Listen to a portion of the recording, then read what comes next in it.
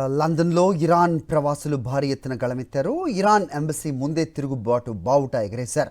ఒకవైపు పర్షియన్ సంప్రదాయ వేడుకలు జరుపుకుంటూనే మరోవైపు ప్రస్తుత ఇరాన్ పాలకులకు వ్యతిరేక నినాదాలతో లండన్ వీధులను హోరెత్తించారు.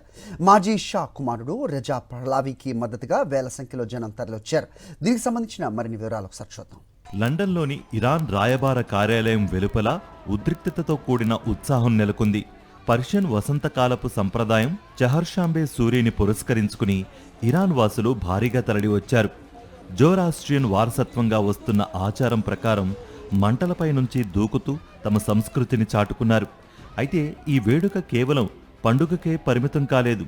ఇరాన్ ప్రభుత్వ వ్యతిరేక ఉద్యమానికి వేదికగా మారింది. 1979 ఇస్లామిక్ విప్లవానికి ముందు ఇరాన్ జెండాగా ఉన్న సింహం, సూర్యుడు గుర్తుగల పతకాలను నిరసనకారులు భారీగా ప్రదర్శించారు.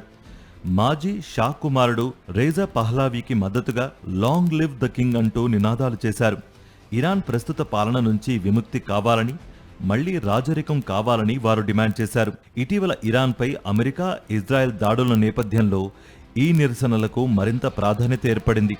విచిత్రంగా నిరసనకారుల చేతుల్లో అమెరికా, ఇజ్రాయెల్ జెండాలు కూడా కనిపించడం గమనార్హం.